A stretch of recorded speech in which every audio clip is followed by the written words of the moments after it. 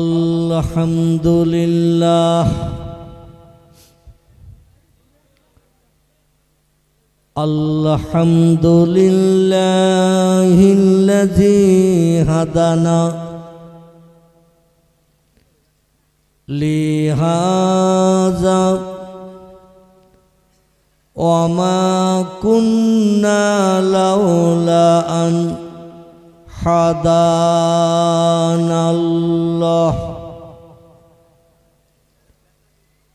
ওয়া আশহাদু আল্লা ইলাহা ইল্লাল্লাহু ওয়াহদাহু লা শারীকা লাহ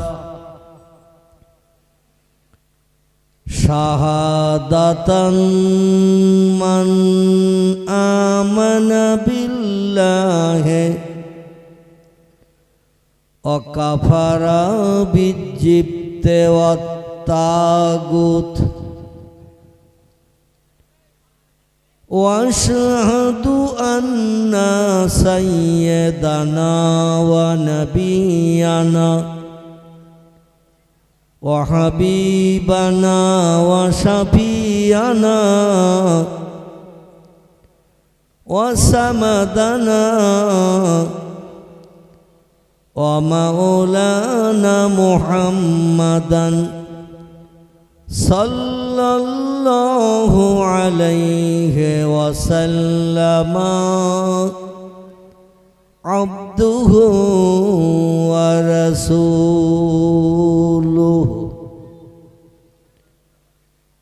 নবিয়ুল মাকারিমিল আখলাকিল মাওসুফ ওয়াবিল কামালিল আওসাফিল মানউত ফাকাদ ক্বালাল্লাহু তাআলা ফি কালামিহিল মাজিদ ওয়াফিল ফুরকানিহিল হামিদ আউযু বিল্লাহি মিনাশ শাইতানির রাজিম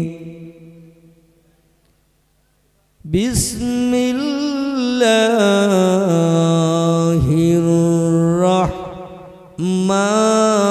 রাহমানির রাহিম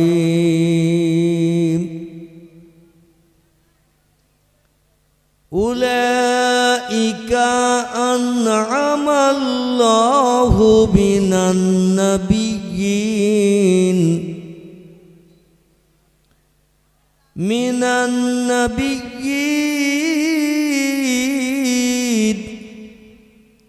ওয়াস-সিদ্দীকীন ওয়াশ-শুহাদা'i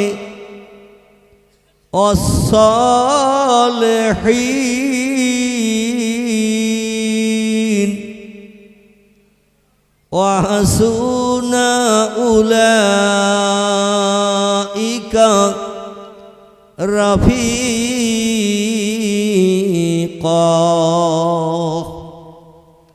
কোরআন সত্য না মিথ্যা? একটু জোরে বলেন, কোরআন সত্য না মিথ্যা? সত্য কোরআনের স্বীকৃতি দিতে আপত্তি আছে কার কার? একটু হাত তুলে দেখান। সত্য কোরআনের স্বীকৃতি দিতে আপত্তি আছে কার কার? কারো নাই। তাহলে সকলে একটু স্বীকৃতির জন্য গলা ছেড়ে একটু আওয়াজ দিতে পারবেন? আমি একটু মাবুদের নামের আওয়াজ, যে মাবুদের কণ্ঠের বাণী কোরআন, সেই কোরআনের একটি সেন্টেন্স বাক্য আয়াত আপনাদের কাছে রেখেছি। যে আয়াত সেন্টেন্স বাক্যটি রেখেছি এটা সত্য না মিথ্যা? সত্য। তাহলে যার বাণী কোরআন তার নামের একটু আওয়াজ তুলতে হবে। রাজি আছেন সকলে? আলহামদুলিল্লাহ। তাহলে একটু গলা ছেড়ে উচ্চ আওয়াজে আকাশ বাতাস মুখরিত করে আপনারা একটু আওয়াজ তুলুন, আল্লাহু আকবার। হয়নি, যে আওয়াজ আমি পেতে চাইছিলাম সে আওয়াজ আপনাদের কণ্ঠ থেকে বার হয়নি। তো ইলেকশনের সময় যখন আসে তখন এক কাপ চা হাফ পিস রুটি দিলে মানুষের আওয়াজ বাড়ে না কমে? স্লোগান দেওয়ার জন্য অমুক নেতা জিন্দাবাদ, তমুক নেতা জিন্দাবাদ। সারা জীবন নেতার নামে ইলেকশনে স্লোগান দিয়েছি। ও নেতারা সব বেঁচে আছে না মারা গেছে? অতীতে যাদের নামে স্লোগান দেওয়া হয়েছে নেতারা বেঁচে আছে সব না মারা গেছে? এই জ্যোতি বসু মারা গেছে না বেঁচে আছে? জ্যোতি বসু মারা গেছে না বেঁচে আছে? কথা বলে না, মারা গেছে। তাহলে জিন্দাবাদ 34 বছর ধরে দেশের জনগণ দিয়েছিলেন তার নামে। জিন্দাবাদ শব্দটির বাংলা অর্থ হলো, মাইক এরকম করছে কেন, একটু আওয়াজ কম করে দাও। 34 বছর ধরে রাজনীতি করেছেন তিনি, পশ্চিমবাংলার মুখ্যমন্ত্রী ছিলেন তিনি। পরবর্তীতে জয়ী অসুস্থ হওয়ার কারণে নিজের দায়িত্ব ছেড়ে দিয়ে বুদ্ধদেব ভট্টাচার্যকে পশ্চিমবাংলার মুখ্যমন্ত্রী বানিয়েছিলেন। কথাটা ঠিক বললাম না ভুল বললাম? আজ পর্যন্ত যত মানুষ মুখ্যমন্ত্রী হয়েছে কেউ বেঁচে থাকতে দায়িত্ব ছাড়েনি। ঠিক বললাম না ভুল বললাম? কিন্তু জ্যোতি বসু দায়িত্ব ছেড়ে দিয়েছিল। তো আমরা তাদের নামের স্লোগান কম বেশি দিয়েছি, কিন্তু তিনি বেঁচে আছেন না মারা গেছেন? কথা বলেন, মারা গেছেন। তাহলে সারা জীবন চিল্লালাম জিন্দাবাদ জিন্দাবাদ জিন্দাবাদ করে, কিন্তু জিন্দাবাদ শব্দের বাংলা অর্থ হলো বেঁচে থাক বেঁচে থাক বেঁচে থাক। আজরাইল চাবি মোড়া দেশে না দেয়নি? কথা বলেন, চাবি মোড়া দেশে। মিথ্যা তথ্য দিয়ে আওয়াজ তুলেছি এক কাপ চা হাফ পিস রুটি খাওয়ার চিন্তা ভাবনায়। পরবর্তী ইলেকশনে জয়লাভ করলে কিছু লন্ঠন নেটওয়ার্কটা পাওয়াটা যাবে এই চিন্তা ভাবনায়। নেতার কাছের মানুষ থাকলে বাড়তি লাভ ফ্যাসিলিটি কিছু পাওয়া যায় সেই চিন্তা ভাবনায় স্লোগান দিয়েছিলাম, কিন্তু লাভ হয় নাই। বেঁচে থাক বলেছিলাম, বাঁচে নাই। আল্লাহ কি জ্যোতি বসুর মতো মরবে? ইন্দিরা গান্ধীর মতো মরবে? রাজীব গান্ধীর মতো মরবে? জওহরলাল নেহরুর মতো মরবে? মহাত্মা গান্ধীর মতো মরবে? আল্লাহ মরবে? যিনি চিরস্থায়ী চিরঞ্জীবী, হুয়াল হাইয়ুল কাইয়ুম, যিনি অতীতে ছিলেন, বর্তমানে আছেন না মারা গেছেন? বর্তমানে আছেন, ভবিষ্যতেও থাকবেন। তার নামের আওয়াজ এত স্লো হবে কেন ভাই? এখানে একটু আল্লাহর নামের আওয়াজ জোরে দিলে কি কাল জেলখানায় আমাদের ডাল রুটি খেতে হবে নাকি? খেতে হবে নাকি? পুলিশ টুলিশ এসে ধরে ধরে নিয়ে যাবে নাকি? যে আল্লাহর নামের আওয়াজ এত জোরে দিয়েছে কেন? আমাদের ঘুম কামাই হয়ে গেছে। যদিও আজকের মাধ্যমিক পরীক্ষা শুরু হয়ে গেছে, ঠিক কি না? জানেন তো অনেকে নাকি আমাদের পশ্চিমবাংলার মাধ্যমিক পরীক্ষা শুরু হয়েছে 2রা ফেব্রুয়ারি। অনেক জায়গায় জলসার পারমিশন হয়নি, মানে সরকারি পুলিশ প্রশাসন পারমিশন দেয়নি, ছেলে মেয়েদের পড়াশোনার অসুবিধা হবে। তবে আপনাদের এলাকাটা পূর্ণ মুসলিম বেল্ট, ঠিক বললাম না ভুল বললাম? কেউ এই প্রোগ্রামের বিরুদ্ধে আপত্তি করে নাই, থানায় করে রিপোর্ট করে নাই, মোবাইল ফোন করে নাই, এই জন্য পারমিশনের দরকারও হয় নাই। আল্লাহু আকবার। তবে এলাকার ছেলে মেয়ে যারা মাধ্যমিক পরীক্ষা দিচ্ছে অবশ্যই তাদের জন্য দোয়া করা হবে, আল্লাহ যেন তাদের পরীক্ষায় ফার্স্ট ক্লাস রেজাল্ট দিয়ে উচ্চ শিক্ষিত হওয়ার তৌফিক দান করেন। সকলে বলুন আমিন। আর একটা বার একটু কোরআনের ইজ্জতের খাতিরে, আল্লাহর বাণীর ইজ্জতের খাতিরে আর একটা বার কি একটু আওয়াজ তোলা যাবে? আলহামদুলিল্লাহ। তাহলে আর একটা বার উচ্চ রবে, এই বাচ্চা ছেলেরা তোমরা যারা এখনো ঘুমাওনি বাপ, তোমাদের তো এখনো পেস্টিস টেস্টিস হয়নি, মান সম্মান যাবে না। যাদের বয়স 30, 35, 40-এর কোটা পেরিয়ে গেছে, আমি হাজার বললেও তাদের কণ্ঠের আওয়াজ অধমের কান পর্যন্ত আসবে না। তাদের অনেক ঝামেলার ব্যাপার আছে, আত্মসম্মানের ব্যাপার, পেস্টিসের ব্যাপার, মর্যাদার ব্যাপার, হাজার ঝামেলার ব্যাপার যাদের আছে, আমি হাজার বললেও তাদের ঠোঁট নড়বে, কিন্তু কণ্ঠের আওয়াজ অধমের কান পর্যন্ত আসবে না। বাচ্চারা তোমরা যারা ছোট আছো একটু জোরে আওয়াজ তুলবে, যখন বড় হবে চাচা দাদার মতো চুপ করে থাকবে। এখন ছোট আছো, কেউ ফাঁকি দিও না, সকলে একটু জোরে আওয়াজ তুলবে। তোমাদের আওয়াজে চাচা দাদাদের একটু গলা ছাড়বে আশা রাখি। কারণ বাংলা একটা প্রবাদ আছে, দেখা দেখি চাষ, গায়ে গায়ে কি বাস। দেখা দেখি চাষ, গায়ে গায়ে বাস।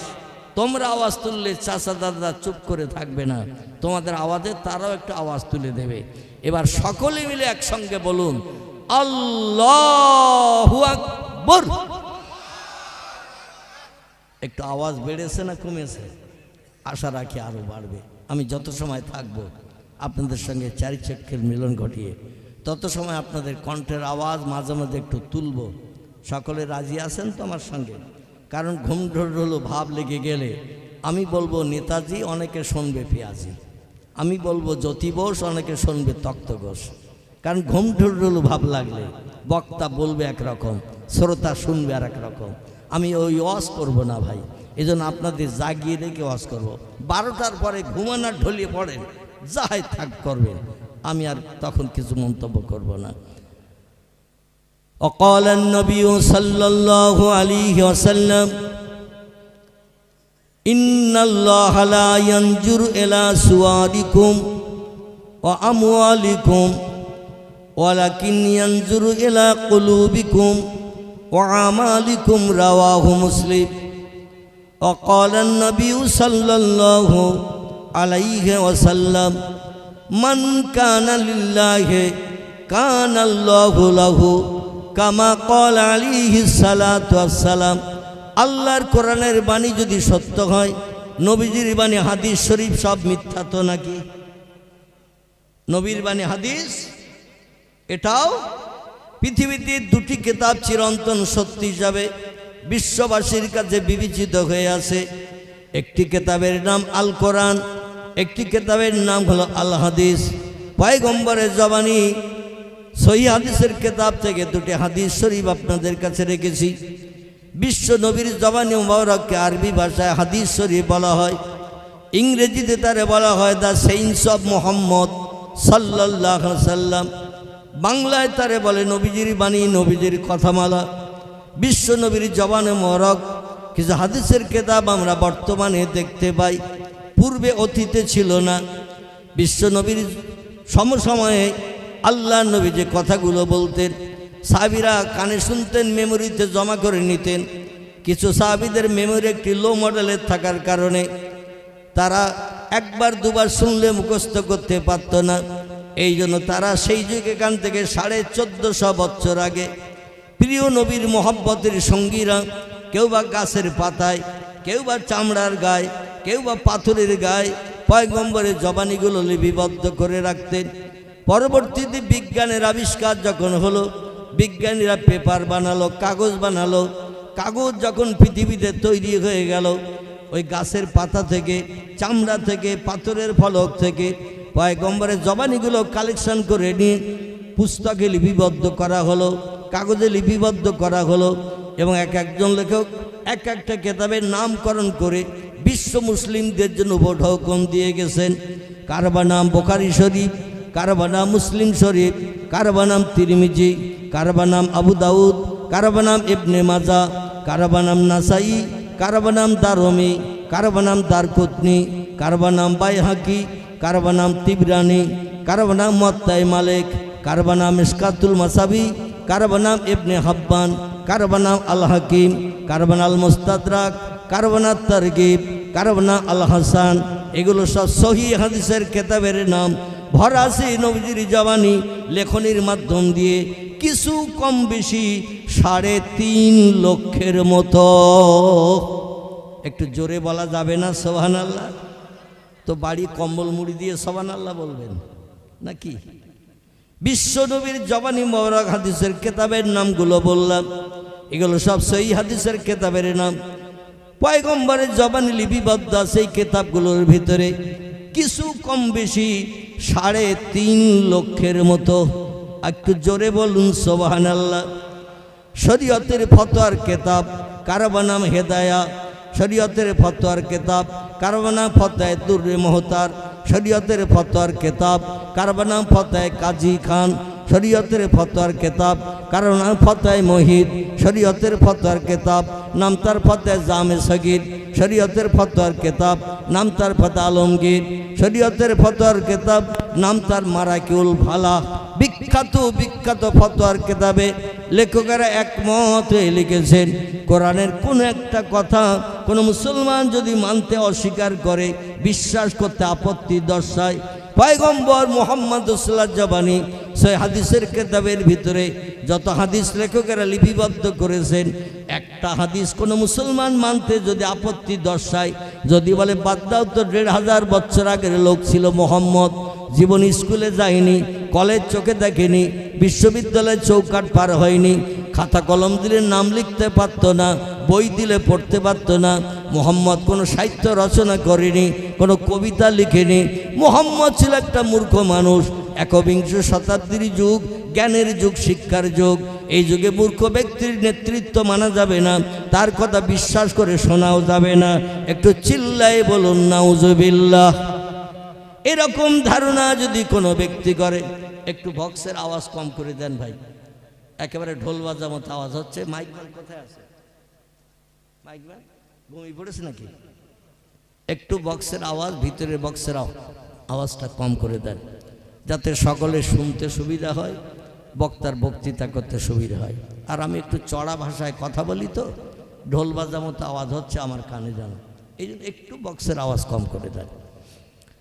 আমার ভাইরা, শরীয়তের ফতোয়ার কিতাবের ভিতরে লেখকেরা একমত হয়ে লিখেছেন, কোরআনের কোন একটা কথা মানতে যদি কোনো ব্যক্তি আপত্তি দর্শায়, অস্বীকার করে, পয়গম্বর মুহাম্মদ রাসূলুল্লাহ জবানি মোবারক, যদিও তিনি স্কুলে যাননি, কলেজ চোখে দেখেননি, বিশ্ববিদ্যালয় চৌকাঠ পার হয়নি, স্কুলে অ্যাটেন্ডেন্সের খাতায় কোনো দিন তার নাম লেখা নাই, মুহাম্মদকে খাতা কলম দিলে নাম লিখতে পারতেন না, কোনো বই দিলে পড়তে পারতেন না, মুহাম্মদ কোনো সাহিত্য রচনা করেনি, মুহাম্মদ কোনো কবিতা লেখেনি, মুহাম্মদ ছিল একটা মূর্খ মানুষ। বর্তমান বিজ্ঞানের যুগে, শিক্ষার যুগে, জ্ঞানের যুগে মূর্খ ব্যক্তির কথা শোনা যাবে না, এমন ধারণা যদি কোনো ব্যক্তি করে, শরীয়তের ফতোয়ার কিতাবে সব লেখক একমত হয়ে লিখেছেন, ওই লোকটার মুসলমান থাকবে না, লোকটি কাফির হিসাবে বিবেচিত হবে। একটু জোরে বলুন নাউজুবিল্লাহ। আমরা কেউ কাফের হতে চাই অবিশ্বাস করে? কারণ কাফেরের ঠিকানা কোথায় হবে? একটু জোরে বলেন তো, কাফেরের ঠিকানা? এমন আওয়াজ দিচ্ছেন পিছন থেকে, আমার কান পর্যন্ত আওয়াজ আসছে না। আচ্ছা, একটু জোরে বললে কি কাল সকালে জাহান্নামে যেতে হবে নাকি? যেতে হবে? এখনো তো মরণ বাকি, ঠিক কি না? আজরাইলের সঙ্গে এখনো চারি চক্ষের মিলন হয়েছে আমাদের? চারি চক্ষের মিলন না হওয়া পর্যন্ত কবরে যাওয়ার কোনো চিন্তা নাই। আজরাইল আসবে, সামনাসামনি চারি চক্ষের মিলন ঘটাবে, তার চেহারা আপনি দেখবেন, আপনার চেহারা সে দেখবে। তখন আর 2000 টাকার নোটের বান্ডেল 100 করে 10টা দিলেও কি ঘুষ নিয়ে চলে যাবে? 2000 টাকার নোটের বান্ডেল মোদী সরকার বার করেছিল না? আচ্ছা, এখনো নজরে দেখতে পাওয়া যায়, সব আন্ডারগ্রাউন্ড হয়ে গেছে। তো 100টা করে 2000 টাকার নোট বান্ডেল করে গাটা দিয়ে যদি রাখেন, কি আজরাইল কখন আসবে সেদিন অন্তত আজরাইলের 10টা বান্ডেল দেব। তো 2000 টাকার নোট 100 করে বান্ডেল করে 10টা করলে কত টাকা হয়? আপনাদের তাবারক দিতে বারণ করবো আমি। সামান্য একটা প্রশ্নের উত্তর দিতে পারছেন? আল্লাহু আকবার। আমার ভাইরা, 20 লক্ষ টাকা আপনি ক্যাশ করে রেখে দিয়েছেন আজরাইলকে ঘুষ দেবেন বলে। এখন পাড়ার মেম্বারকে ডেকে যদি এই টাকা দেখান, ওদিন রাত্রে মেম্বারের ঘুম হবে। যদি বলেন এই ঘুষ আপনারে দেব, আমার এই কাজে বিপদে সাহায্য করতে হবে, মেম্বারের ওই দিন থেকে আর রাতের বেলা ঘুম হবে। প্রধানের যদি ওই 10টা বান্ডেল 2000 টাকার নোট 100 করে দেখান, প্রধানেরও কি ঘুম হবে নাকি? এমএলএরও যদি দেখান, এমএলএরও ঘুম হবে না। কিন্তু আজরাইল ওই টাকার বান্ডেল দেখে কি ফিরে যাবে নাকি? আজরাইল যেদিন আসবে সেদিন চাবি মোড়া দিয়ে কবরের যাত্রী বানিয়ে দিয়ে যাবে, ঠিক না ভুল? আর কবরে না যাওয়া পর্যন্ত জাহান্নামের কোনো খোঁজ খবর নাই। কবরে যাওয়ার পরে জাহান্নামের অ্যাকশন শুরু হবে। যত সময় পর্যন্ত কবরে না যাচ্ছি তত সময় জাহান্নামের কোনো খোঁজ খবর নাম নিশান আমরা দেখতে পাবো নাকি? অতএব মরণ এখন বাকি, আজরাইল আসে নাই, চাবি মোড়া দেবে, আপনজন খবর পেয়ে আসবে, জানাজা নামাজ হবে, কাফনের কাপড় পরানো হবে, খাটিয়ায় তোলা হবে, চারজন কাঁধে করে নিয়ে কবরস্থান নিয়ে যাবে। কবরে পোতার পরেই অ্যাকশন শুরু। এখন সেই কবরে যাওয়া বাকি আছে না নাই? বাকি যখন আছে একটু জোরে উচ্চ রবে বলুন পয়গম্বর মুহাম্মদ রাসূলুল্লাহর জবানি মোবারক যদি কোনো ব্যক্তি বিশ্বাস না করে সেই লোকটির ঠিকানা কোথায় হবে? আমার ভাইরা, আল্লাহ পাক কালাম কোরআনে জানাচ্ছেন, ইন্নাল্লাযীনা কাফারু ওয়া কাযযাবু বিআয়াতিনা উলাইকা আসহাবুন নারি হুম ফিহা খালিদুন। জোরে বলুন একটু আল্লাহু আকবার। আল্লাহ কোরআনে সূরা বাকারার ভিতরে তত্ত্ব কোট করে দিয়ে বলছেন, নিশ্চয় আমাকে যারা স্রষ্টা বলে মান্যতা দিল না, প্রভু বলে স্বীকারোক্তি দিল না, যারা বলে there is no God, Allah is nothing, স্রষ্টা বলতে প্রভু বলতে কেউ নাই, পৃথিবী প্রাকৃতিক নিয়মে অতীতে চলেছে, বর্তমানে চলছে, ভবিষ্যতেও চলবে, রাতের পরে দিন হয়, দিনের পরে রাত হয়, এটা ন্যাচারাল ডিপার্টমেন্ট, নদীতে জোয়ার হয়, জোয়ারের পরে ভাটা হয়, এ পরিচালনার কেউ নাই, এমন দলের মানুষ পৃথিবীতে আছে না নাই? এমন দলের মানুষ পৃথিবীতে আছে না নাই? অনেক আছে, অনেক আছে যারা স্রষ্টা মানে না, প্রভু মানে না, জান্নাত জাহান্নাম বিশ্বাস করে না। তারা বলছে দুনিয়া হলো আনন্দের জায়গা, দুনিয়া হলো ফুর্তির জায়গা, যতদিন বেঁচে আসো আনন্দ করো, ফুর্তি করো, খাওয়ার মরো, মরণের পরে আর কিছু নাই। হেগেল নামের একজন বিজ্ঞান বলছেন দুনিয়া হলো ক্ষণস্থায়ী, আজকের আসো আগামীকাল থাকবে, এ সার্টিফিকেট আমরা দিতে পারবো না, আগামীকালের জন্য কোনো আশা যেন উঠিয়ে রেখো না, যখন যেটা মনে ইচ্ছা হবে সঙ্গে সঙ্গে পূরণ করে নাও, কারণ আগামীকাল পর্যন্ত বাঁচবে এ সার্টিফিকেট দিতে পারবো না। এই জন্য যে ইচ্ছাটা তোমার মনের ভিতরে হবে সঙ্গে সঙ্গে ইচ্ছা পূরণ করো। ওনার সহসঙ্গী সহযাত্রী যারা বলল আশা পূরণ করতে গেলে তো অর্থের প্রয়োজন, টাকার প্রয়োজন, আমার মদ খাওয়ার ইচ্ছা, সুদ খাওয়ার ইচ্ছা, ব্যভিচারী করার ইচ্ছা, গরিবের হক ফাঁকি দিয়ে খাওয়ার ইচ্ছা, এইভাবে বিভিন্ন ইচ্ছা যদি পোষণ করি, খাসির গোশ খাওয়ার ইচ্ছা, বাগদা চিংড়ি খাওয়ার ইচ্ছা, এখন ইচ্ছা পোষণ করতে গেলে টাকা লাগবে না? লাগবে না? পয়সা তো নাই, ইচ্ছা পূরণ করবো কি করে? হেগেল বলছেন শোনো, ধার করে কর্য করি যদি ঘি ভাত খেতে হয় তাও খাও, খেয়ে মরো, মরণের পরে আর কিছু নাই। ধার করে যদি ঘি ভাত খেতে হয় তো খাও, কর্য করে খেতে হয় খাও, না খেয়ে যেন কবরস্থ হয়ে না, শ্মশানে চিতায় যেন ফুটতে যেও না। লোকজন ডেকে বলল কর্য করলে, ধার করলেও তো ঋণ পরিশোধ করতে হবে। বিজ্ঞান হেগেল বলছেন শোনো, তুমি কর্য করে যত পারো মনের স্বাদ মিটিয়ে খেয়ে কলিজা ঠান্ডা করো, মরণের পরে কোনো পাওনাদার এসে যদি তোমার মাথার পাশে চিল্লায়, চাচা আপনার কাছে এত টাকা পাই, আমার দোকানের মাল এত খেয়েছিলেন, খাতায় লিপিবদ্ধ আছে, আপনি আমার দেনাটা শোধ করে দিয়ে যান, কবরে গেলে তো আপনার সঙ্গে আর দেখা হবে না, কোনদিন আপনার বাড়ি এসে আর খুঁজে পাবো না। বিজ্ঞান দার্শনিক হেগেল বলছেন শোনো, হাজার যদি পাওনাদার এসে মরণের পরে টাকা চায়, একটা পয়সাও আদায় করে নিতে পারবে না। তুমি খেয়ে মরে গেলে তোমার কাছ থেকে একটা টাকা আদায় করে নেওয়ার কোনো ক্ষমতা তাদের নাই। এই জন্য দুশ্চিন্তাগ্রস্ত হয়ে না খেয়ে যেন মরো না, যখন যেটা ইচ্ছা হবে সেটা খেয়ে মরো।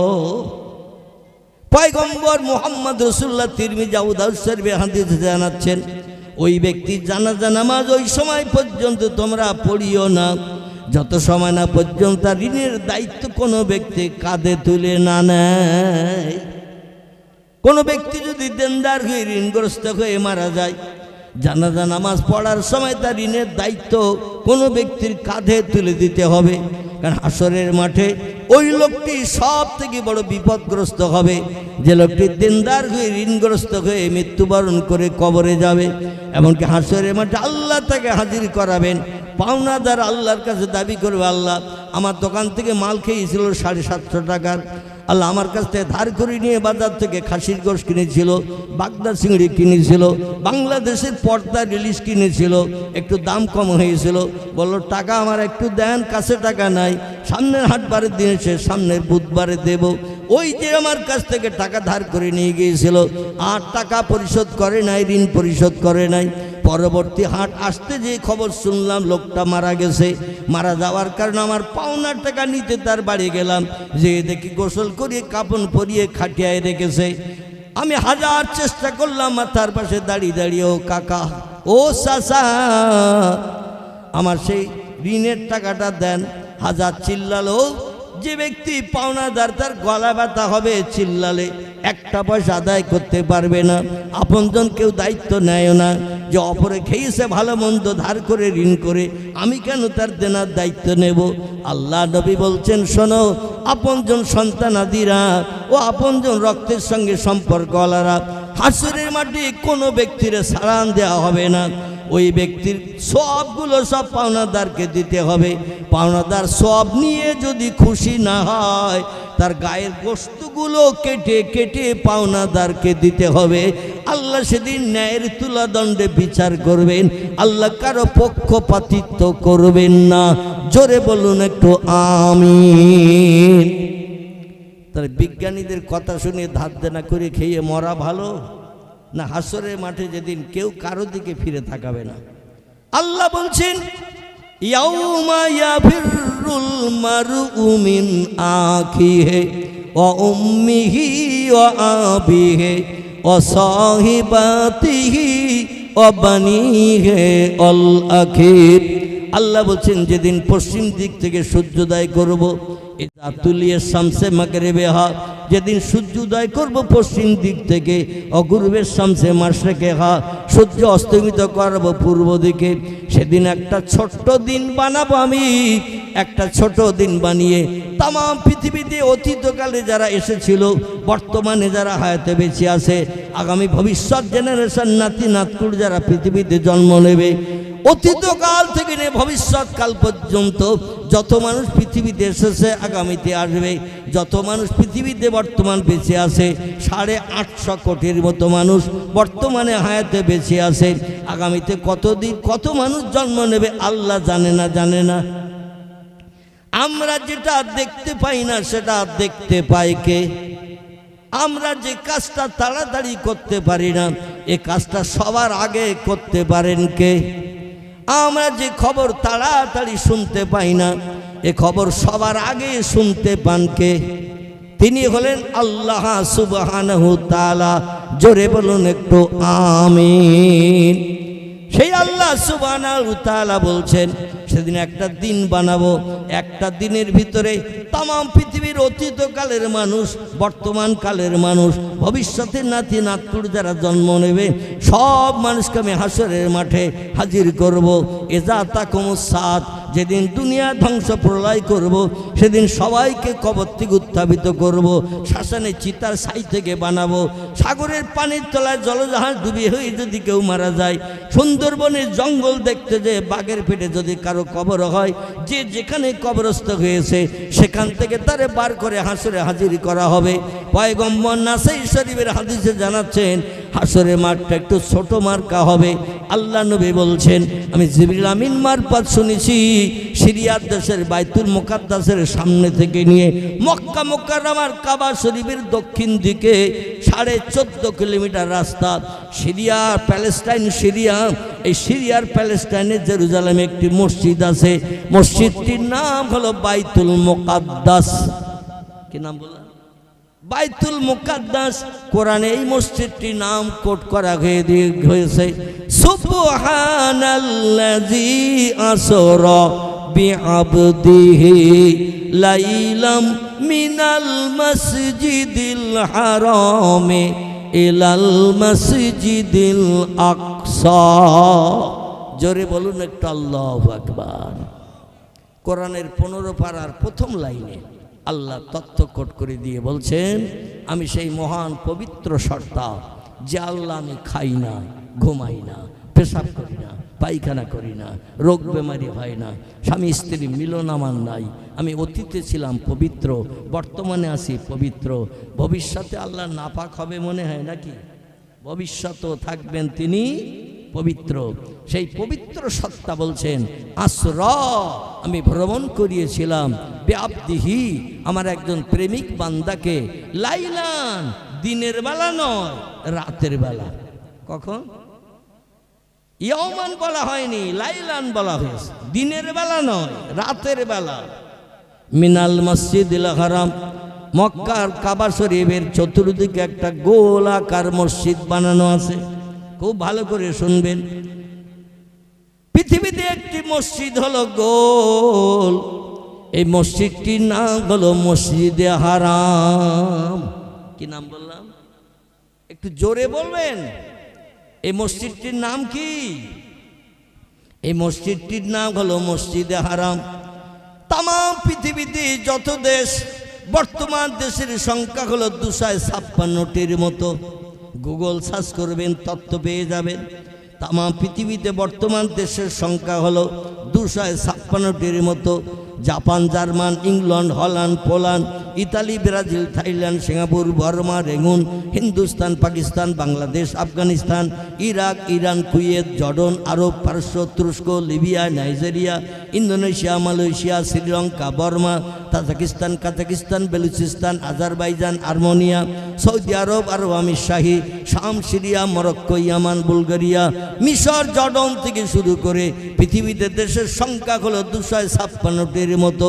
এই 256 দেশে এমন কোনো দেশ নাই যে দেশে মসজিদ নাই।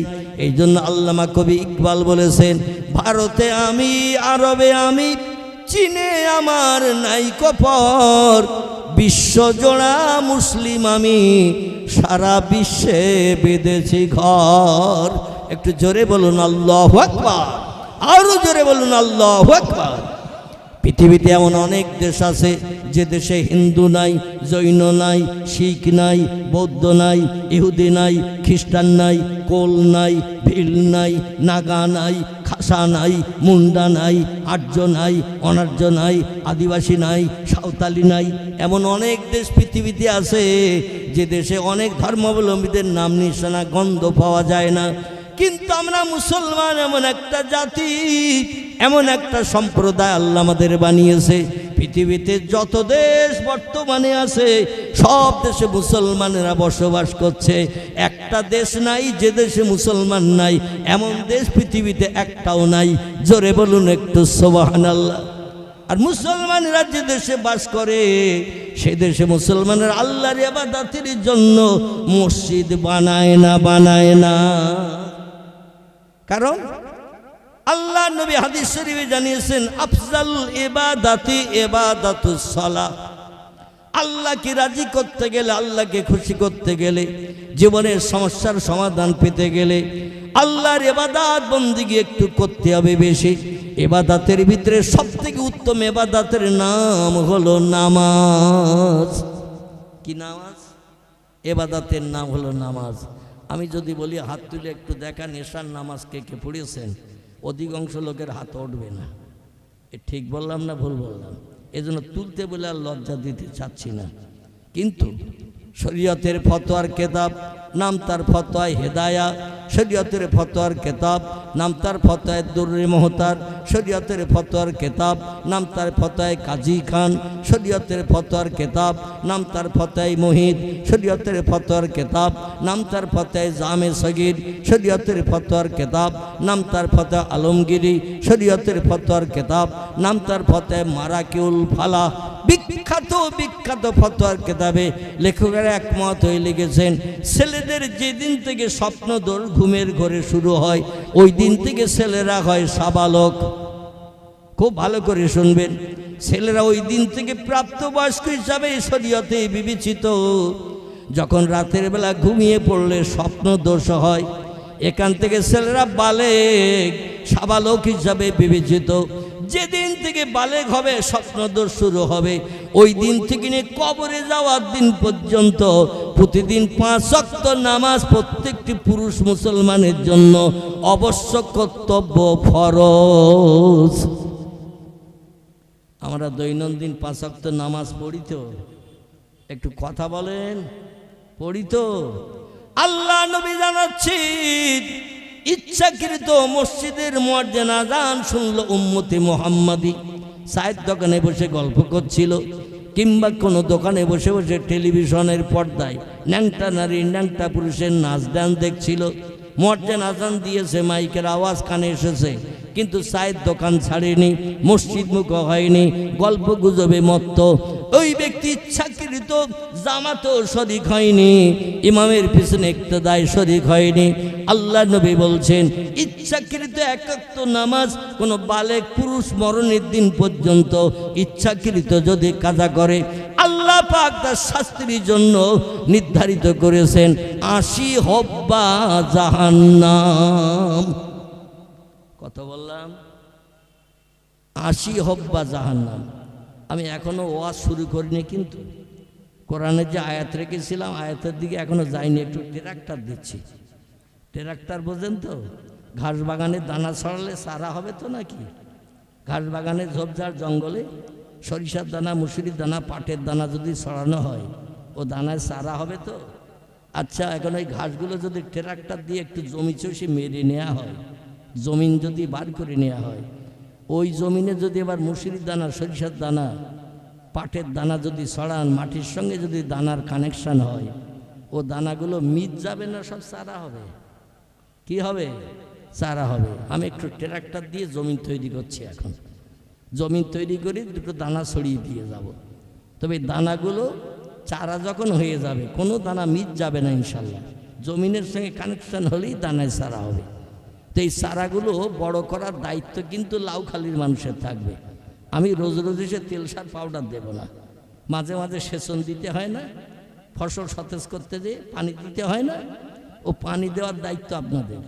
তেল সার পাউডার পোকা মারার দায়িত্ব আপনাদের। গাছ বড় হলে গাছের ধর্ম হলো ফল দেওয়া। ঠিক বললাম না ভুল বললাম? গাছ বড় হলে গাছের ধর্ম ফল দেওয়া। কোনো গাছ যদি ফল না দেয় ও গাছ কোনো মালিক রাখবে? রাখবে? বলে তাড়াতাড়ি কাট, পরিষ্কার কর, অন্য গাছ লাগাবো। আমার জমিনটাই বেকার নষ্ট করে ফেলেছে, গাছে কোনো ফল হয় না। ঠিক বললাম না ভুল বললাম? এই জন্য আপনাদের একটু দানার চারা বেরিয়ে গেলে পরিষেবা দিতে হবে। আমি শুধু দানা ছড়িয়ে দিয়ে চলে যাব। তেল সার পাউডার যখন যেটা দেওয়ার দরকার আপনারা দেবেন। কি হয়েছে? এত সময় কোথায় ছিলেন? আধা ঘন্টার উপরে বসছিলাম মাদ্রাসায়, আবার এই কাগজ দেওয়া দেবি, এ তো শুনে এসেছি, এই আর দেওয়ার দরকার নেই, আমি শুনে এসেছি দোকান থেকে। এখন আর শ্রোতাদের কাছে এই তথ্য দিয়ে আর ওদের মন গরম করব না। একটু মহব্বতে দরুদ শরীফ পড়ে নেন। আল্লাহুম্মা সাল্লি আলা সাইয়্যিদিনা মাওলানা ওয়া আলা আলি সাইয়্যিদিনা মাওলানা। ইউসুফকে দেখে জুলাইখা পাগল, ইউসুফকে দেখে জুলাইখা পাগল, রসুলকে দেখে খাদিজা, সেই আশেকে মুসলিম পাগল, দরুদ পড়ো মুস্তাফা। আল্লাহুম্মা সাল্লি আলা সাইয়্যিদিনা মাওলানা ওয়া আলা আলি সাইয়্যিদিনা। পয়দা হইয়া দিনের নবী পয়দা হইয়া নূরের নবী না দেখিলেন পিতার মুখ, 6 বৎসরের কালে নবী হারাইলেন যে মায়ের বুক। আল্লাহুম্মা সাল্লি আলা সাইয়্যিদিনা মাওলানা মুহাম্মদ ওয়া আলা আলি সাইয়্যিদিনা মাওলানা মুহাম্মদ। মসজিদে মুয়াজ্জিনের আযান শুনলাম মাইকের মাধ্যম দিয়ে, চায়ের দোকান ছাড়লাম না, গল্পের আড্ডা ছাড়লাম না, তাসের আড্ডা ছাড়লাম না, ক্যারাম বোর্ডের আড্ডা ছাড়লাম না। কিছু বৃদ্ধ বুড়ো চাচা, বুড়ো দাদা আজান শুনে ঘর থেকে বেরিয়ে যাচ্ছেন লাঠি নিয়ে খুটখুট করতে মসজিদে, কারণ আজরাইল কবে আসবে তার তো নাম নিশানা জানা নাই। এসে একবার যদি চাবি মোড়া দেয়, জনম জনম মসজিদে যাওয়া বন্ধ হবে না, হবে না। মসজিদে যাওয়া ওই চাচা দাদার বন্ধ হয়ে যাবে, কারণ 3 কাল চলে গেছে, 1 কাল বাকি। শরীরে রক্তের তেজ কমে গেছে, চোখের পাওয়ার কমে গেছে, মহাত্মা গান্ধীর মতো গালের দাঁতগুলো পড়ে গেছে। বুট ভাজা দিলে আর চিবায় না, গিলে গিলে খায়। ঠিক বললাম না ভুল বললাম? মহাত্মা গান্ধীর মতো বুট ভাজা বাদাম দিলে আর চিবে খেতে পারে না, গিলে গিলে খেতে হয়। এদের অন্তরে একটু মরণের ভয় আসে না, আসে না। এদের ভয়, এদের অন্তরে মরণের ভয় একটু বেশি বেশি আসে। চলতে না পারলেও লাঠি নিয়ে খুটখুট করতে করতে মসজিদে যায়। আর আমাদের মতো দলের মানুষ যারা 25, 30, 35 বছরের যুবক, তাদের যদি একটু মসজিদে যাওয়ার কথা বলা হয়, সলিমউদ্দিন চাচা বেশি আছে 72 বছর বয়স, আব্দুল করিম দাদা বেশি আছে 95 বছর বয়স, এখনো দাদা মরেনি, এখনো চাচা মরেনি। আমার বয়স তো মাত্র 33, মতান্তরে 35। চাচা দাদার মতো বুড়ো হব, তারপরে লাঠি নিয়ে নিয়ে মসজিদের দিকে যাব। এখন একটু দুনিয়ার রঙে মত্ত হয়ে আনন্দ ফুর্তি করে নি। একটু চিল্লাই বলুন নাউজুবিল্লাহ। লাউখালীর ভাইদের কাছে জিজ্ঞাসাবাদ করি, কাল বৈশাখের ঝড় যখন হয়, বৈশাখ মাসে উত্তর পশ্চিম কোণে যখন কালো ঘোরকৃষ্ট হাঁড়ির তলা মতো মেঘ ওঠে, এই মেঘটা বৈশাখ মাসে মাঝে মাঝে ওঠে না, ওঠে না? এই বৈশাখের হাঁড়ির তলা মতো বিকালবেলা যখন মেঘ ওঠে, মানুষ দেখলেই বুঝতে পারে ঝড় শুরু হবে। ঠিক বলছি না ভুল বলছি? আমার তত্ত্বের ভিতরে যদি কোনো মিস্টেক হয়, সঙ্গে সঙ্গে একটু ধরে দেবেন, আমি সঙ্গে সঙ্গে সংশোধন করে নেব। কারণ রসুল বলছেন, কুল্লু বনি আদামা খাত্তাউন, প্রত্যেকটা আদম বংশধর ভুলে ভরা এবং গুনাহগার। গোনা নাই এমন মানুষ পৃথিবীতে কেউ নাই। কারবা গোনা বেশি, কারবা কম। ঠিক বললাম না ভুল বললাম? কারবা গোনা বেশি, কারবা কম। আবার এই পৃথিবীতে মানুষ কাজ করে যারা, এদের কাজের ভিতরে ভুল হয় না, হয় না? যে লোকটি পঙ্গু, অচল, উঠতে পারে না, চলতে পারে না, এর কাজের কোনো ভুল খুঁজে পাওয়া যাবে? যে লোকটি বোবা, কথা বলতে পারে না, এর কথার কোনো ভুল কি আপনি ধরতে পারবেন? বোবা, কথা বলতে পারে না। তাই নবী বলছেন, কুল্লু বনি আদামা খাত্তাউন, প্রত্যেকটা আদম বংশধর ভুলে ভরা গুনাহগার। গোনা নাই এমন মানুষ পৃথিবীতে কেউ নাই। কম বেশি গোনা সকলের আছে। আবার কথা বললে ভুল হয়, কাজ করলে ভুল হয়। আমি কিছু সময় আপনাদের সঙ্গে চারিচক্ষুর মিলন ঘটিয়ে দিন শরীয়তের কিছু কথা বলবো। আপনাদের মগজে যদি আমার তত্ত্বটা মিস্টেক, ভুল ধরা পড়ে, সঙ্গে সঙ্গে নক করবেন, আমি সংশোধন করে নেব। একজন ব্যক্তি ভুল করে সংশোধন করতে চাইনি, স্বীকার করতে চাইনি, আল্লাহ তারে চির জাহান্নামী বানিয়ে দিয়েছেন। তার পূর্ব নাম ছিল আজাজিল, পরবর্তীতে নাম হয়েছে তার ইবলিস। আল্লাহ কোরআনে জানিয়েছেন লানাতুল্লাহি ইবলিসা, আমার হুকুমের খেলাপ করে ভুল করলে দুটি বার সুযোগ দিলাম ভুল সংশোধনের জন্য, কিন্তু ভুল সংশোধন করলি না। হুজুর আসছে নাকি? নারায়ে তাকবীর, নারায়ে তাকবীর।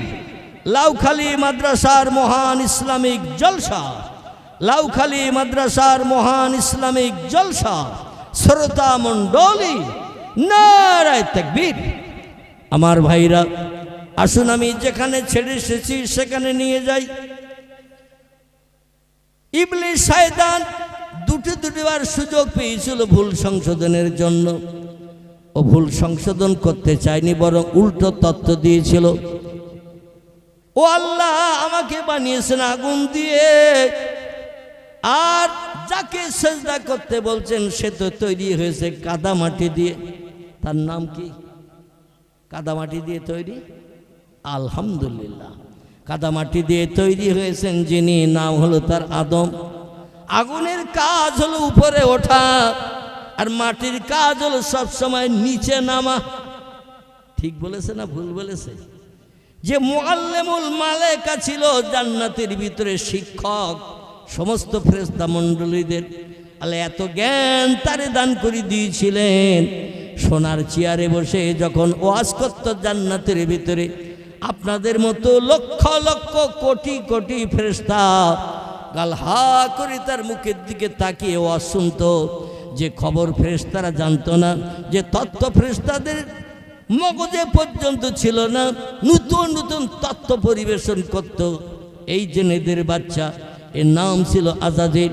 আর হা করে ফেরেশতারা তার ওয়াজ শুনত এবং অনেক অনেক জ্ঞান তারা অর্জন করত আজাজিলের কাছ থেকে। এজন্য আল্লাহ পাক তাকে সমস্ত ফেরেশতাদের শিক্ষক বানিয়ে দিয়েছিলেন। জোরে বলুন একটু আমিন। কিন্তু একটি ভুল করেছেন, ভুলটি হলো এই, আল্লাহ বলে আমার কাদামাটি তৈরি মানুষের কাছে একটু মাথা নত কর, একটু সেজদা কর। সমস্ত ফেরেশতারা সেজদা করলো, কিন্তু এই জেনেদের বাচ্চা আজাজিল আগুন দিয়ে তৈরি, এ চুপ করে দাঁড়িয়ে থাকলো। আল্লাহ বলেন সবাই সেজদা করলো, আমার নূরের তৈরি ফেরেশতারা, আর তুমি কেন চুপ করে দাঁড়িয়ে থাকলে? বলছে আল্লাহ, ও তো পচা কাদামাটির তৈরি, আর আমি হলাম আগুনের তৈরি। শুধু তাই নয়, আমি ৭০,০০০ বছর তাম পৃথিবীর জমিনে এমন কোনো জায়গা নাই যেখানে আপনার জামন্দির জন্য সেজদা করি নাই, আপনার নামের তসবিহ পড়ি নাই। আমার ৭০,০০০ বছরের টোটাল ইবাদত আপনি কবুল করেছেন, সেটাও আমি শুনেছি। একটু জোরে বলুন সুবহানাল্লাহ। আচ্ছা, আমরা আমাদের জীবনে যত নামাজ পড়েছি, এক ওয়াক্ত নামাজ কবুল হয়েছে সার্টিফিকেট পেয়েছি? কারণ আমরা মসজিদে নামাজ পড়তে যাই শুক্রবার জুমার দিন, যাই তো নাকি? অনেক আছে শিবলি সাহেব মার্কা, সপ্তাহে একদিন করে মসজিদে যায়, আর সারা সপ্তাহ মসজিদের দিকে ফিরেও তাকায় না। তবে এই মজলিসে যারা আছেন সবাই এরাম না, এরা সবাই ভালো ৫ ওয়াক্ত যায়, কিংবা আত্মীয় স্বজনের বাড়ি ব্যবসা বাণিজ্যে গেলে হয়তো সেই ওয়াক্তটা কাজা হয়ে যায়, বাড়ি এসে আবার কাজাটাও আদায় করে নেয়। আমার ভাইরা, যে ৭০,০০০ বছর একটা ইবাদত করে আল্লাহকে রাজি করেছিলেন, আল্লাহ তাই সমস্ত ফেরেশতাদের শিক্ষক তারে বানিয়ে দিয়েছিল। আল্লাহ বললেন তুমি সেজদা কেন করো নাই? ও তার প্রত্যুত্তরে বলল, মানুষ হলো কাদামাটির তৈরি, আমি হলাম আগুনের তৈরি। আগুনের কাজ হলো উপরে ওঠা, মাটির কাজ হলো নিচে নামা। এই জন্য নিচে যে নামে তার কাছে মাথা নত করে আমি উপরে ওঠা লোক, মাথা নত করে আমি নিকৃষ্ট হব, এটা আমি চাই না। আল্লাহ বললেন তোর দাম বাড়বে কি কমবে ওটা আমি জানি, আমার হুকুম তামিল কর। ও বলল লা ইয়া রব্বি, আমার পক্ষে কাদামাটি তৈরি মানুষকে সেজদা করা যাবে না। আল্লাহ এত রাগান্বিত হয়ে গেলেন, ৭০,০০০ বছর ইবাদত আল্লাহ যার কবুল করেছিলেন, একটা হুকুমের খেলাপ করার কারণে আল্লাহ পাক তাকে লানাতের জিঞ্জিরে গলায় পরিয়ে দিয়ে অভিশপ্ত বানিয়ে চির জাহান্নামী ঘোষণা করে দিয়ে জান্নাত থেকে বিতাড়িত করে দিলেন। এখনো ইবলিস শয়তান পৃথিবীতে আসে না নাই? ও বিদায় নেওয়ার সময় আল্লাহরে বলেছিল, আল্লাহ প্রত্যেকটা আমলের প্রতিদান তো আপনি দেবেন বলে ওয়াদা করেছেন, আমি যে 70,000 বছর ইবাদত করলাম, আমার ইবাদতের প্রতিদান কি দেবেন? আল্লাহ বলছেন আমি কোরআনে ওয়াদা করেছি, ফামাইয়া আমাল মিসকালা যাররাতিন খায়রান ইয়ারা ওয়া মাইয়া আমাল মিসকালা যাররাতিন শাররান ইয়ারা। শস্য দানা পরিমাণ সৎ কাজ যে করবে, হাসরের মাঠে বিচারের দিন তাকে চোখে আঙুল দিয়ে সেটা দেখিয়ে দেয়া হবে। শস্য দানা পরিমাণ আবার অসৎ কাজ, খারাপ কাজ যে লোকটি করবে, আমি তাকেও চোখে আঙুল দিয়ে দেখিয়ে দেব, এই দিন এই ভুল কাজটা, খারাপ কাজটা করেছো। আল্লাহ ন্যায়ের তুলা দণ্ডে বিচার করবেন, কারোর জন্য কোনো পক্ষপাতিত্ব করবেন না। যার চেহারা দেখতে খুব খারাপ, চোখ একটা কানা, নাকটা খাদা, গায়ের রং কয়লার থেকেও কালো, ঠোঁট দুটো মোটা, বিশ্রী আকার, তারও আল্লাহ পাক কোনো বাড়তি বিপদে ফেলবেন না। আবার যার চেহারা বিশ্ব সুন্দর মার্কা, নায়ক মার্কা, অভিনেতা মার্কা, এইরকম সুন্দর চেহারা কোনো ব্যক্তির থাকার কারণে শস্য দানা পরিমাণ বাড়তি ফ্যাসিলিটিও তাকে দেবেন না। আল্লাহ সেদিন বিচার করবেন সূক্ষ্ম। জোরে বলুন একটু আমিন, আর একটু জোরে বলুন আমিন। আল্লাহর পয়গম্বর বলছেন, ও উম্মতি মুহাম্মাদিরা, আল্লাহকে রাজি করে জীবনের শখ যদি মেটাতে চাও, ইচ্ছা আশা আকাঙ্ক্ষা যদি পরিপূর্ণ করতে চাও, আল্লাহকে যদি আপন বানাতে চাও, তাহলে নামাজ নামাজ নামাজ নামাজ হলো তোমাদের মূল মন্ত্র। নামাজ ছাড়া আল্লাহরে কোনোদিন রাজি করতে পারবে না। হাজার যত সৎ কাজ করো, ভালো কাজ করো, কোরআন তেলাওয়াত করো, জিকির আজগার করো, তাসবিহ তাহলিল পাঠ করো, গরিব এতিমের এমন করে বিপদে মুসিবতে সাহায্য করো, এমন করে বাপ মারে তিন বাচ্চারে তুমি খাবার দাও, মাথায় হাত বুলিয়ে দাও, এমন করে বিভিন্ন সাহায্য সহযোগিতা করো, আমার কাছে তোমার কোনো ইবাদত কবুল হবে না, হবে না, হবে না। কারণ প্রথম ইবাদতের নাম হলো নামাজ। এই নামাজ তোমাকে আদায় করতে হবে। ইচ্ছাকৃত কোনো ব্যক্তি যদি এক ওয়াক্ত নামাজ কাজা করে, যেটা আমি বক্তৃতার পূর্বে আপনাদের কাছে বলছিলাম, পয়গম্বর বলছি শাস্তি স্বরূপ, অপরাধের দণ্ড স্বরূপ আল্লাহ তাকে 80 হব্বা জাহান্নামের আগুনে জ্বালাবেন। সাহাবীরা শুনে বলছি, ইয়া রাসূলুল্লাহ, ইয়া হাবিবাল্লাহ, মাহিয়াল হব্বা, হব্বা কি জিনিস আমরা তো বুঝি না। আপনি বলছেন এক ওয়াক্ত নামাজ কাজা করলে, আল্লাহর হুকুমের অমান্যতা দিলে 80 হব্বা জাহান্নামের আগুনে জ্বলতে হবে। হব্বাটা কি একটু বলুন। আল্লাহ নবী ভেঙে বলে দিলেন, সাহাবীরা, ও সাহাবীরা, 2,88,00,000 বছর একটানা জাহান্নামের আগুনে জ্বললে সেটা হয় 1 হব্বা। কহব্বা 2,88,00,000 বছর একটানা জাহান্নামের আগুনে জ্বললে তারে বলা হয় 1 হব্বা। 1 ওয়াক্ত নামাজ কাজা করলে ইচ্ছাকৃত তারে জাহান্নামে রাখা হবে 80 হব্বা। এবার একটু ক্যালকুলেটারে লম্বা মোবাইল যাদের কাছে আছে, আমার কাছে একটা আছে ছোট মার্কা, শুধু একটু কথাবার্তা বলি, দেখাবো আপনাদের। হয়তো বলেন হুজুরের পকেটও বোধ আমাদের মতো বড় মাল আছে। আমি এইটা ব্যবহার করি অতীত কাল থেকে নিয়ে বর্তমান কাল পর্যন্ত এবং মরণের দিন পর্যন্ত। আল্লাহ জানো, এটাই ব্যবহার করতে করতে আমার কবরে নিয়ে যায়। কারণ এই বড় মাল যারা ব্যবহার করে, আঙুলের টাচ করলেই প্রথম মনের মানুষ বার হয় না, হয় না। লাউখালী এলাকায় কারো মনের মানুষ টানুষ নেই, আছে? প্রথম টাচ করলেই বেরিয়ে যায় মনের মানুষ। অবৈধ প্রেমিকা, খুব ভালো করে শুনবেন, আল্লাহ পাক তার পাক কালাম কোরআন মজিদি সৃষ্টি শ্রেষ্ঠ করে আমাদের বানিয়েছেন। সূরা 3 তত্ত্ব কোট করে দিয়েছেন, বিসমিল্লাহির রহমানির রহিম, লাকাদ খালাকনাল ইনসানা ফি আহসানে তাকবীম। জোরে বলুন আল্লাহু আকবার। আল্লাহ বলছেন, যত সৃষ্টি চোখে দেখতে পাও, যত সৃষ্টি চোখে দেখতে পাও না, বাঘ, ভাল্লুক, হাতি, সিংহ, গন্ডার, ইঁদুর, কুকুর, বিড়াল, সাপ, বিচ্ছু, ব্যাঙ, মাছি, মশা, পিপিলিকা, কীট পতঙ্গ, জীবজন্তু, সার, পোকা, উকুন থেকে শুরু করে কিছু চোখে দেখতে পাই, দেখতে পাই না, এগুলো পৃথিবীতে আছে না নাই? এই পৃথিবী জমিনের উপরে সৃষ্টি বেশি না পানিতে সৃষ্টি বেশি? একটু কথা বলে। এই পৃথিবীতে জমিনে যারা বাস করে এরা সংখ্যায় বেশি না পানিতে বাস করে যারা সংখ্যায় তারা বেশি? আল্লাহর মাথা অত গরম নয়। পৃথিবীতে জমিনের মাটি বেশি না সাগরের পানি বেশি? কথা বলেন, সাগরের পানি বেশি। পূর্বের বিজ্ঞানীরা বলেছিল পৃথিবীর 3 ভাগের 2 ভাগ পানি, 1 ভাগ মাটি। বর্তমান যুগের বিজ্ঞানীরা বলছে ইট ইজ রং। বাপদাদাদের মেশিন ভালো ছিল না, তাই খারাপ মেশিন দিয়ে তত্ত্ব দিয়েছিল ভূগোল বইতে। ইতিহাসে আমরা তত্ত্ব পেয়েছি।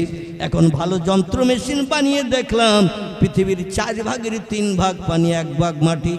ভবিষ্যৎ জেনারেশন, নাতি নাতকুল যারা আসে, ওরা আগামীতে যন্ত্র মেশিন আরো ভালো বানাবে না, যা এখন বানিয়েছে এই থাকবে। একটু কথা বলে, আগামীতে নাতি নাতকুল যারা আসছে, ভবিষ্যৎ প্রজন্মের বিজ্ঞানী, তারা বর্তমান যুগের মেশিনগুলো সব অকেজ করে দেবে, নতুন নতুন মেশিন বানাবে। কারণ প্রথম মোবাইল মেশিন বেরিয়েছিল যখন এই মাল ছিল কিনা। পরবর্তীতে বিজ্ঞানীরা এখন টাচ মোবাইল বার করে দিয়েছে, একটু লম্বা আর এতটা চওড়া, ওতে একটু আঙুল সওয়ালেই প্রথম অ্যাকশন শুরু হয় না। আর এই মোবাইল বার করার কারণে বর্তমান 21 শতাব্দীর যুগে সিনেমা হলগুলো পর্যন্ত অকেজ হয়ে গেছে। যদি বলেন হোয়াট ইজ দ্য ডকুমেন্ট, তাহলে গোটা কয় হলের নাম করব, একটু যেয়ে দেখে এসে আমার কথা একমত হবে। আমাদের বসিরহাট সাবডিভিশন শহর, এখানে বড় বড় সিনেমা হল ছিল 3টি। একটির নাম দেবযানী, একটির নাম ফাল্গুনী, একটির নাম মিলনী। খোলাপতার ওখানে বাদুড়িয়া রোডে ঢুকতেই বাম দিকে ছিল একটি হল, নাম তার বলাকা।